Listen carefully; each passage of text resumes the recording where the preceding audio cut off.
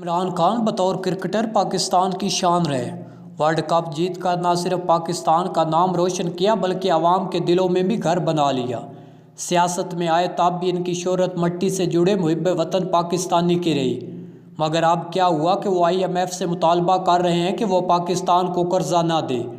ہو سکتا ہے کہ ان کا مقصد موجودہ اسٹیبلشمنٹ کو جھکانا اور نئی حکومت کو جمہوری اقدار پر مجبور کرنا ہو، لیکن فرض کرے کہ IMF ان کا یہ مطالبہ مان لیتی ہے تو کیا صرف اسٹیبلشمنٹ اور حکومت متاثر ہوگی؟ نہیں جناب، ملک ڈیفالٹ ہوا تو فوج کو تو شاید کوئی فرق نہ پڑے۔ برما میں کیا فرق پڑ گیا ہے؟ اصل فرق تاجر، مزدور اور عام آدمی کو پڑے گا۔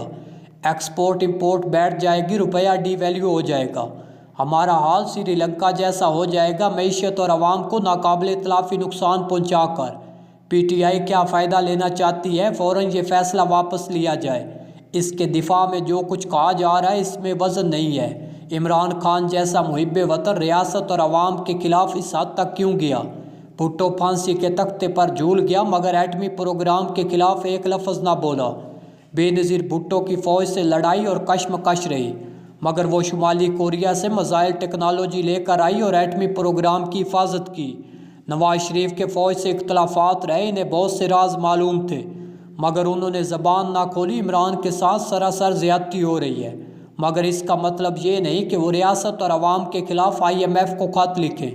تحریک انصاف والے کہہ سکتے ہیں کہ ریاست جو کچھ عمران خان کے ساتھ کر رہی ہے اس کا جواب دینا ضروری ہے، اور ہو سکتا ہے کہ IMF کو خط لکھنے سے ریاستی جبر کا راستہ رک جائے۔ یاد رکھیں کہ دوسری جنگ عظیم کے دوران مسلمان برطانوی فوج میں شامل ہو کر لڑ رہے تھے۔ گاندھی اپنے حامیوں کو برطانوی جنگ میں شریک نہ ہونے کا مشورہ دیتے رہے۔ قائد اعظم نے ایسا کچھ نہ کیا اور یوں مسلمانوں کی انہی فوجی خدمات کے حوالے سے اس خطے کو آزاد پاکستان کی شکل میں نیا ملک مل گیا۔ ریاست ظلم بھی ڈھائے، جبر بھی کرے، لاقانونیت بھی کرے، ناانصافی اور دھاندلی بھی کرے، تب بھی بیرونی دنیا سے مداخلت کی درخواست کرنا اہل سیاست کا شیوا نہیں۔ متحدہ ہندوستان میں ایک بار علماء نے اپنے ملک کو دارالکفر قرار دے کر افغانستان ہجرت کا فتویٰ دے دیا۔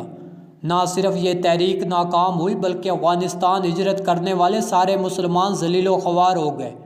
الذوالفقار نے ریاست پر حملے کیے تو نتیجہ کیا نکلا؟ الذوالفقار بھی ناکام ہوگی اور مرتضیٰ بھٹو بھی دنیا سے نامراد رخصت ہوئے۔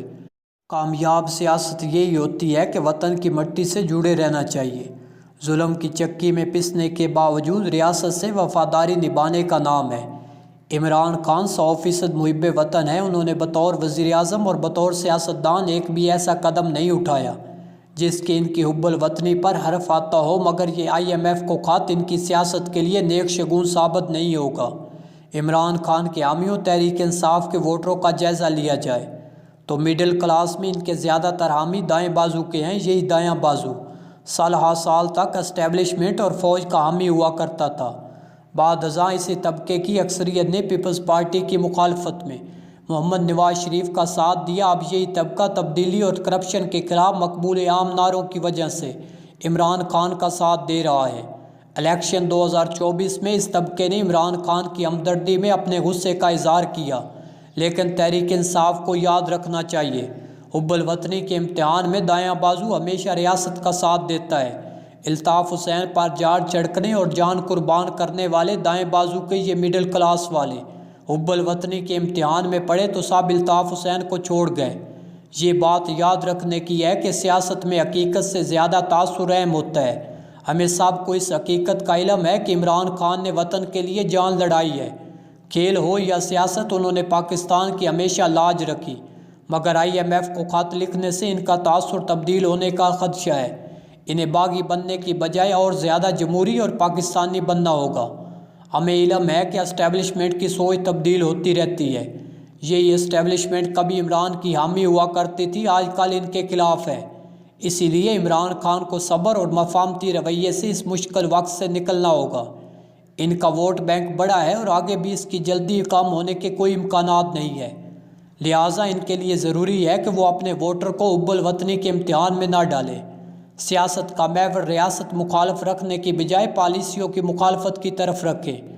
گزشتہ کالم میں بھی عرض کیا تھا کہ ریاست میں نظر آنے والی سیاسی اور نظریاتی تقسیم ختم کرنے کا ایک ہی واحد راستہ مفاہمت ہے۔